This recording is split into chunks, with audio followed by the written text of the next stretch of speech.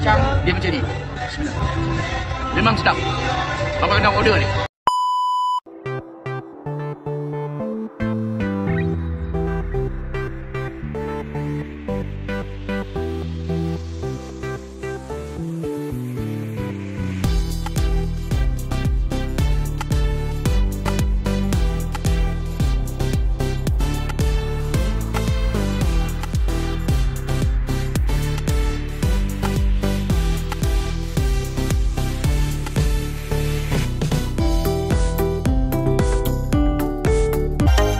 Boleh tengok di sini begitu happening tepi laut kita mai di sini untuk kita nak rasa dia orang punya makanan.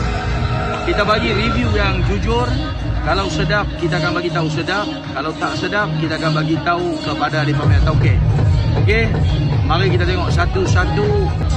Okey, ni kita punya tom yum campur. Okey tom yum campur, hangpa tengok dia portion macam ni. Saya rasa 2 orang punya portion. Dia ada sotong, udang, kita rasa dulu. Okey. Bismillah.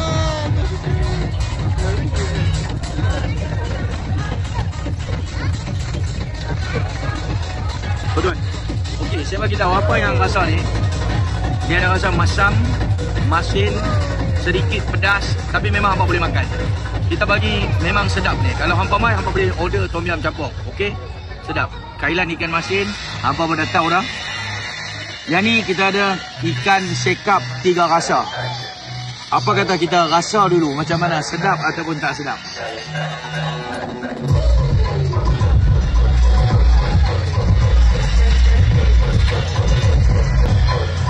Bismillah.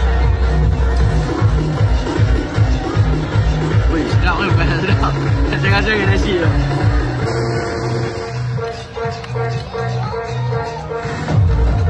Tom yum ni.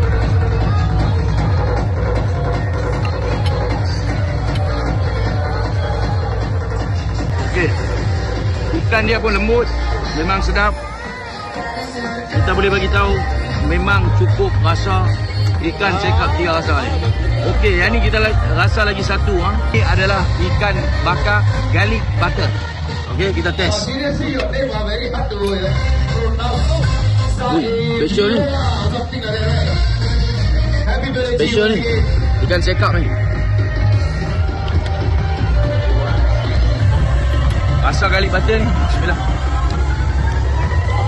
Sedap ni.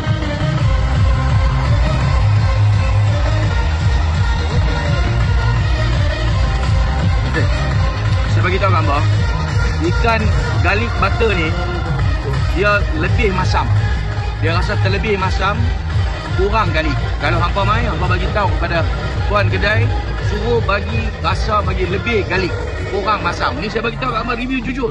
Sebab kita nak review untuk hampa mai makan dan hampa dapat cita rasa nikmat makan yang sedap. Ini hampa bagi tahu macam tu. Kalau hampa suka masam, hampa boleh teruskan dengan masam. Tapi kalau hampa tak berapa suka masam, hampa boleh bagi tahu lebihkan garlic, kurangkan masam. Okey? Di santai-santai punya signature dia ais kelapa. Kalau hampa mai, hampa makan di santai-santai cafe ni, hampa mesti kena order paling kurang 1. Kira memang sedap. Dia berpalut dengan isi kelapa dan ais dia ada di dalam buah kelapa ni, memang cukup sedap tuan-tuan. Kita test tengok. Dia ada kacang, dia macam ni. Bismillah. Memang sedap. Apa kena order ni? Dish ni adalah chicken wonton. Kita tengok macam mana, sedap tak sedap. Satu portion ni dia ada 10 pieces dan dia ada gobis yang dia buah dengan mayonis ni. Okey, kita tengok. Panas-panas tuan-tuan. Ni adalah panas. Saya buat lagu ni sebab saya nak beritahu hampa panas. Hati-hati bila hampa order hampa nak makan. Bismillah.